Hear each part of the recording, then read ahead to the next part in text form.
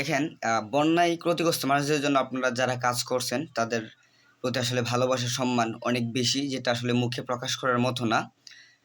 So অধিকাংশই একটা কথা আসেই, সেটা সাধারণ জনগণ বলেন, যারাই বলেন, যারা নিজের সম্পূর্ণ একান্তই নিজের টাকায় তাদের পিছনে খরচ করতেছেন, তাদের সহযোগিতা, তাদের একান্ত ব্যক্তিগত ব্যাপার। কে কিভাবে খরচ করবেন, কিভাবে দেখবেন, আসবেন, যাবেন, এটা একান্তই নিজের ব্যক্তিগত ব্যাপার।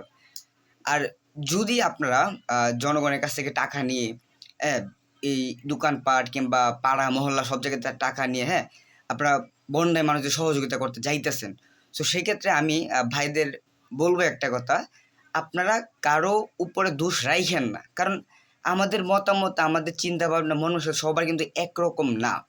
আমি আমার জায়গা থেকে চিন্তা করতেছি না উনি তো ভালো জায়গায় যাইতেছে, বাট অন্য একজন চিন্তা করবো ওর জায়গা থেকে, যে সে আমার কাছ থেকে টাকা নিয়ে সে মাইরা দিতেছে হয়তো সে সামাজিকতা রক্ষার্থে টাকাটা দিবে, বাট তার ভিতরে কিন্তু একটা সংকোচ বোধ থাকবে। সো আমি আপনাদের একটা উদ্দেশ্য কথা বলবো, আপনারা সুন্দরভাবে, যেহেতু এখন সোশ্যাল মিডিয়ার যুগ, ক্যামেরা আছে, হিসাব দেওয়ার মতো অনলাইন আছে, সোশ্যাল মিডিয়ার প্ল্যাটফর্ম আছে, আপনারা সুন্দর করে হিসাব দিতে পারবেন। সো কে কোন জায়গা থেকে কত টাকা তুলতেছেন, সর্বমোট কত টাকা হইতেছে, আপনারা কত টাকার প্রোডাক্ট কিনছেন, কি প্রোডাক্ট কিনছেন, কত টাকা খরচ হইছে, টোটালি মানে এ টু জেড একটা হিসাব আপনারা যদি রাখেন, যে এত টাকা আমাদের উঠছে, কালেকশন হয়েছে, আমাদের এত টাকা খরচ হয়েছে, দেন এত টাকা রয়ে গেছে, এরকম একটা হিসাব করে যদি আপনারা ছবি তোলা অথবা কেউ যদি ভিডিও আকারের মাধ্যমে যদি প্রকাশ করেন, তাহলে আর দিন শেষে কারো ভিতরেও সংকোচ বোধ থাকবে না, আপনাদেরও কেউ সন্দেহ করবে না, কিংবা অন্যরকম একটা চোখে দেখবেন, সবাই কিন্তু বুঝবে যে না টাকাগুলো উঠছে এই কাজে এত টাকা, যদি আপনি আপনাদের থেকে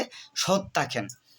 এখন এই কথাটা আবার আমার কেউ মাইন্ডে নেবে না, কারণ আমি দেখেন বলতেছি আপনাদের ভালোর জন্যই, কারণ অনেকভাবে কিন্তু কথাগুলো বলে থাকে, সবার মন মানসিকতাটা একরকম না। সো আপনারা যদি এভাবে হিসাবটা দিয়ে দেন, তাহলে কিন্তু কারোরই মনে সংকোচ থাকে না কিংবা সন্দেহ থাকে না। অথবা যেহেতু দেখেন, আপনারা যদি খাবারগুলো নেন, ধরেন আপনারা খাবারগুলো নিলেন, নেওয়ার পরে মিনিমাম তো 4-5 জন মানুষ যাবেন সাথে, সো একটা ট্রাক লাগবে, 4-5 জন মানুষের একটা খরচ আছে। সো এই খরচটা যদি না করে, আমি আমার ক্ষুদ্র মেধা যতটুকু বলতেছি আর কি, খরচটা যদি আপনারা না করে, ট্রাক খরচ, আসা যাওয়ার খরচ, হ্যাঁ, এটা না করে, যেহেতু আসন্না ফাউন্ডেশন, সেনাবাহিনী ফান্ড, নৌবাহিনী, বিমান ওরা কাজ করতেছে, ওদের ফান্ডে আপনারা টাকাটা ট্রান্সফার করে দেন। এখন এটাও ট্রান্সফার করার একটা ওয়ে কি, যে কোনো একটা বিকাশের দোকানে গেলেন, গিয়ে আপনি ভিডিও আকারের মাধ্যমে কিংবা ছবি তুলে আপনি যে টাকাটা দিতেছেন তার কাছে, এটা একটু প্রমাণস্বরূপ, যেন কেউ আপনাকে কোনো প্রকার কথা না বলতে পারে, আপনাদেরকে যেন আঙুল তুলে কথা না বলতে পারে যে আমার টাকা কোথায় গেল, যেহেতু জনগণের টাকা। আর একান্ত আপনার ব্যক্তিগত টাকা হলে এটা অন্য ব্যাপার, এটা আপনার কেউ জবাবদিহি করতে হবে না। সো বিকাশের দোকানে গেলে আপনি যে টাকাটা তুলছেন সম্পূর্ণ ওর হাতে টাকাটা বুঝাই দিলেন, ও গুনে পেলো, সেমভাবে আপনি সামনে থেকে আসন্না ফাউন্ডেশন, সেনাবাহিনী ফান্ড, ওইখানে আপনি ট্রান্সফার করে দিলেন। সো অনলাইন প্ল্যাটফর্মে থাকলে জিনিসটা সবারই চোখে পড়বে।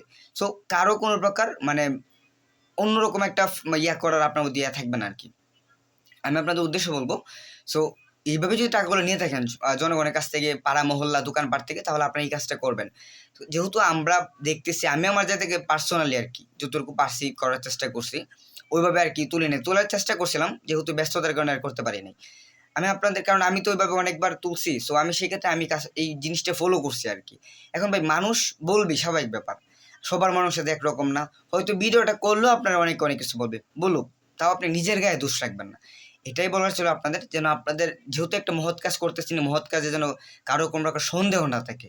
আমি ছোট মানুষ, ক্ষুদ্র মেধায় যতটুকু আমার ধরছে আমি ঠিক ততটুকু বললাম আর কি। আর জনগণের সাথে চলি তো, এভাবে ওইভাবে চলাফেরা হয়, মানুষের কথাবার্তা সবকিছু মিলে ছোটখাটো একটা অভিজ্ঞতা থেকে বললাম। সো আশা করি বুঝতে পারবেন।